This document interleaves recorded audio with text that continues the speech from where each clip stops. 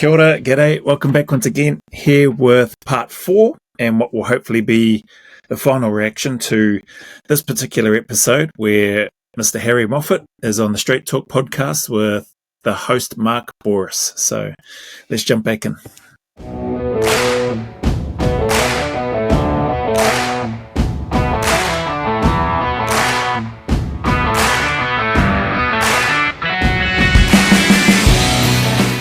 Actually mutually inclusive. And they learn about how to be a good citizen and what that means. The advantage that they had is that the warrior cultures were embedded in the society, because these are societies on war footings permanently, aren't they? If you can imagine the Greek societies. And in some ways we still are today. But I think that we can learn some lessons, and I try to tease that out in the book. What are the lessons that we can learn? And as I said earlier, when I sit with young soldiers now, I try my hardest to make that point to them. You know, one of the first conversations I have with a young SAS soldier is, what's your plan B? You know, that there's a 25% chance you'll be dead inside 10 years. It's not that dramatic, but there's a chance. A really high chance you'll be injured with a career-ending broken back, leg, or whatever the case may be, or lose a foot or an eye. And so you've got about a 50% chance of being here after 10 years. So, you know, what's your plan B? The reality is that in this room of 20, 5 of you won't be here in 3 years' time due to matters outside of your control. Because, man, it's interesting hearing Moff, and it's good that they're having those conversations and that he has those conversations with guys coming in, the newer ones coming in. There was none of that when I went through. And I think for me, well, not I think, in my case anyway, I know I didn't have a plan B. Yeah, I was just all in. I wanted to be there and do it for as long as I could, and or do it until I couldn't do it anymore. So yeah, it's just refreshing to hear from me anyway that these types of conversations, and it's, again, just a testament to the adaptability and to the evolvement of the regiment and the operators within it, and people, the guys looking ahead for what do I do next, what happens after this, and that's a great thing if that's what's taking place. is that the job's tough like that. And so it's a bit of a fish slap. This is where you're at. You know, you're back to the bottom again. You're coming in, and we expect you to be elite with guns, languages, and technology. We also expect you to be elite at personal administration, personal life, being connected to the community.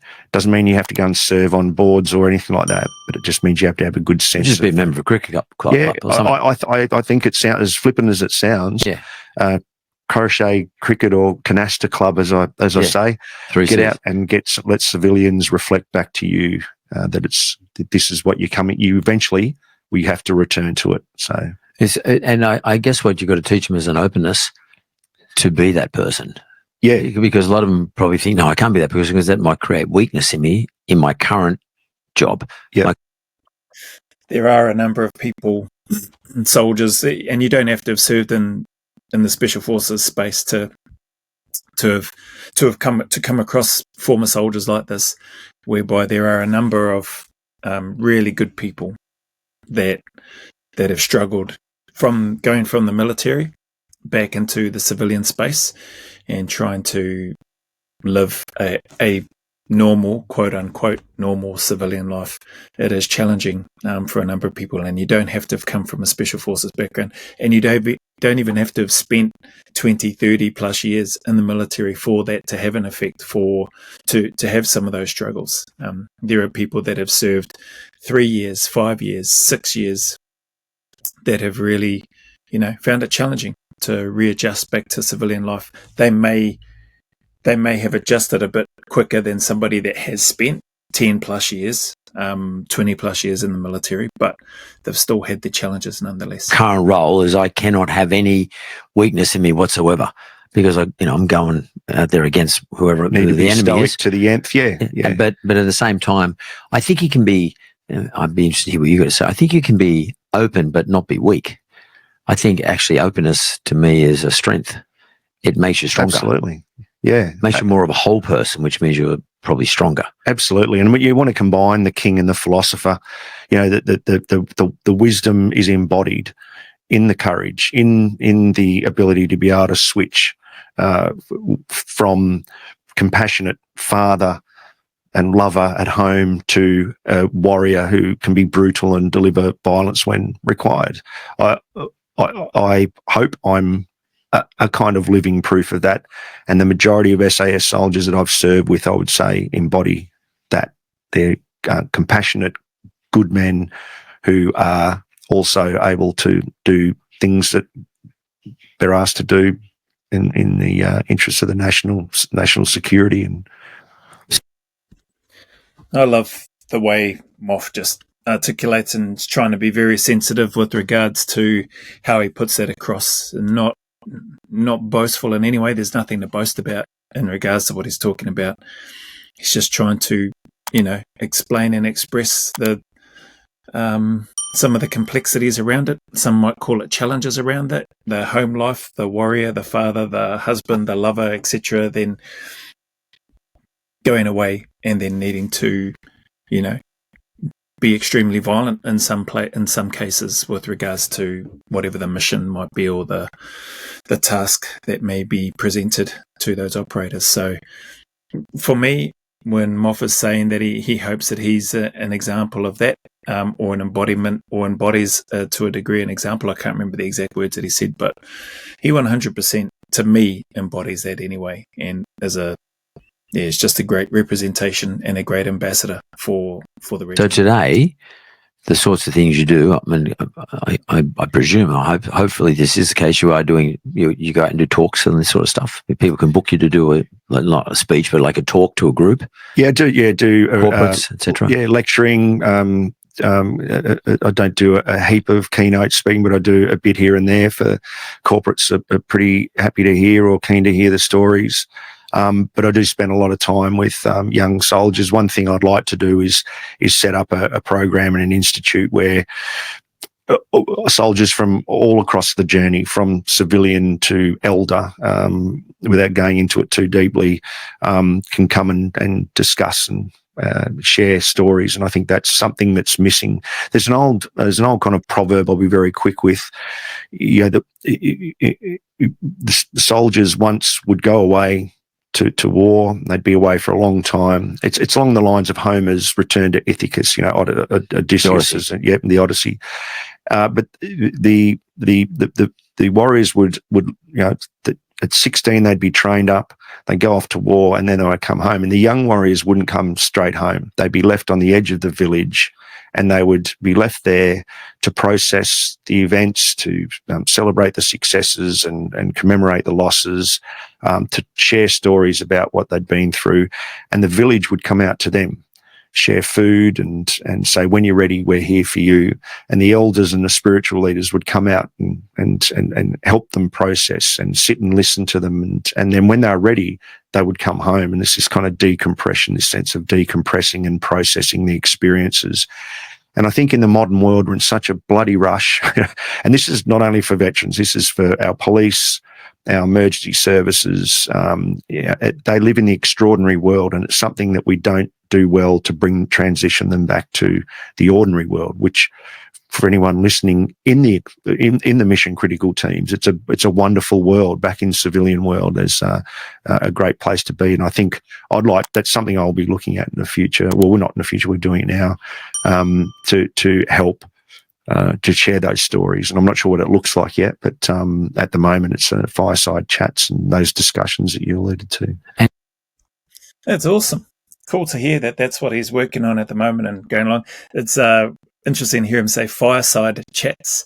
I remember there was a term in the Mormon church. I don't know if they still use it with regards to firesides and people coming together and or people would be assigned talks. So fireside chats. I wonder where he got that from. Maybe it comes up somewhere else, because I don't know if Moff has a religious belief at all. Not that matters, but just hearing that term fireside just brought back a memory of, hey, I've heard that term before. So, but I like the concept and the idea behind that. I also like what he spoke about the warriors would come back. They'd be on the outskirts of the village, and the village would come to them and let them know that when they were ready, they could come back in, and then when they were ready, they would go back in. I'd not heard of that before. I've heard of similar decompression type stuff that happens, and that has happened for operators that have been away. So in some cases, I don't know about all of them, but in some of the ones that I have heard about, some of the guys, when they, high operational tempo, been backwards and forwards, come back, instead of going home straight away, they'd go and connect, catch up with the guys. Sometimes that meant going and having a few quiet ones, having a few drinks, and just decompressing themselves together, talking about things, and like Moff said, maybe commemorating and or remembering some of their fallen brothers. So that's an interesting thing, not something that I've been through or have gone through personally. Hearing about that from some people that have done that, they have spoken about how beneficial that was for them. So pretty cool. And I like, again, what Moff has spoken about with what they're working on right now to try to bring soldiers across the spectrum and that civilian space and to share their experiences and stories, because there is a power in that, I think, anyway, which can help others. And then your T-shirt says Stoughton. Stoughton, yeah. Just explain what that is. That's obviously your business name, but what is it? Yeah, Percy Cerity, who's one of the themes or one of the characters in the book, I think the greatest coach of all time. He owned a dozen world champions and gold medals and world championships out of a tin shack in Portsea. He was a prolific writer and reader, and he had a philosophy called the Stoughton philosophy, which is a portmanteau or a blended word from Stoic, S-T-O, and Spartan, and that's the the T-A-N. And he put those words together. He believed the Stoic philosophy was good, but it was found wanton in terms of an embodied philosophy, so the physical training aspect. So he thought the Spartan agoge approaches was the missing piece to Stoicism to make it complete for an athlete, which he believed was the purest and the highest order of humanity. And that's what I borrow that for my business name. And that's something obviously you believe. It's funny, you're just talking about a moment ago about like a decompression process of putting people outside the village and the village coming to them, and letting people just sort of stay outside the village until they're ready to come in. And you mentioned Odysseus or the Odyssey, or Homer's story. Allegedly, it was Homer, who we don't know actually who wrote it, but let's say it was Homer. Yeah. And it seems like that whole Odyssey was, for Odysseus, was a decompression process for him to get back into society, back in Ithaca, because he just finished the Trojan War. He just came out of the Trojan War, and between wherever Troy was and getting back to Ithaca, which is on the other side of Greece, on the western side of Greece, he had to go through a whole lot of adventures. That's right. And maybe have you ever thought about this? Maybe Homer was writing a story about decompression and getting back into society. I hope so, because that's the model I apply it to be. Yeah, well, I absolutely do, and the monsters, the Cyclops, and the sirens, and all the temptations, the temptations are all the monsters from within. They're like human effects. Yeah, very Freudian kind of. So these are the monsters and the demons that he wrestles with to get home to his beloveds and back to being back to citizenry. And yes, I do, and I think that. But it's funny that it's not funny. It's curious that in other indigenous cultures they have similar stories about the warriors coming home and how they will deprogram. There's a theory about World War One, which I think's very rubbery, that the ship trips home, the trips home in the ships helped some veterans or some of the soldiers to process the long trips. I don't think the research backs that up, but it's, again, I think it would have been helpful for some. And I'm not even sure that making room to process can completely address anything. There's the bruised apples theory that you roll them down the stairs, enough stairs, and the bruises don't kind of heal. But it's another model I use is the oak table. You know, a veteran is like a beautiful old, hundreds of years old oak table. You're going to take that over the IKEA every day of the week. Yeah. It's battered and bruised and been burnt on the corners and chipped, and Grandpa had to saw a bit off and add a new bit. It's got lots of stories and lots brilliant of stories, history and provenance. Exactly. And it's that patina that we all carry that we should be really be embracing. And the metaphor of the village, or the metaphor of Homer for veterans, that's kind of the staple to my stories. And as I said, it's not only, I've realised now, that it's not only the mission critical teams, police, emergency services and first responders, but it's also athletes. I think it's a useful conversation, and also I think it's a useful conversation for burnt out private credit team. I love how he mentioned the sports teams and that too. A lot of the stuff that he's talking about with this, the Odyssey and all that sort of stuff, I've not read that. I'm not a history buff. I'm not I don't pretend to know all of the stuff that he's talking about. Him and or the host, but I can connect to the bits and pieces of the stories that he's talking about when he shares the bruised apple theory, and then talks about that and then gives the example. I was like, oh yeah, okay, that makes sense. When he talks about the large beautiful oak table versus the IKEA, you're going to take that. Yep, I understand and can connect to those. So listening to him speak about the sports piece in particular, though, that was the whole catalyst for when I started the Who Dares Win series, because my brother-in-law interviewed a former professional rugby player, and I forget his name right now. I can picture his face, but I can't remember his name. And the things that he spoke about, I resonated with 100%. And I thought, holy heck, if he's felt that and gone through all of that as a professional athlete, and I can connect to a lot of what he's saying, if not all of it, from a military perspective, from the connection, the camaraderie, to the disconnection, to the sense of loss, etc. That was the catalyst for me. I thought there has to be other soldiers, whether they're SF or whether they're non-SF, that probably feel the same and that can resonate with this guy's quartet or his talk that he was sharing when he was being interviewed by my brother-in-law, Brian Osman. So, yeah, I think there's a powerful thing, and there's a powerful thing in terms of the stories being shared, although they may not be, although I've never played sports professionally, there's a connection that I could at least make in my own space, which has always stuck with me and which has always been a help for me. And I think, well, I like to think it's helped others just based on the comms and the messages that people have sent through. So yeah, there's a power in that, and what Moffitt's just spoken about. I like the Stoughton piece as well, the Stoic and Spartan amalgamation of those two words and combining them and the meaning that they have. It's good to know, because I don't think that's a question that I asked Harry when I interviewed him. Well, I've got a number of 40-year-olds I'm working with at the moment that I'm saying, are you sure this is the right job for you? You know, you shot the lights out, but it's taken a toll, you know, and you've got to stop and assess that at some stage. I know one 40-plus-year-old that you do look after, and he's a mate. You need it. I won't say his name, but he has that in the chair. Yeah. So you need more of Harry. And by the way, you're lucky you got Harry. Harry, thanks very much. I really appreciate it. And this is the fourth pillar.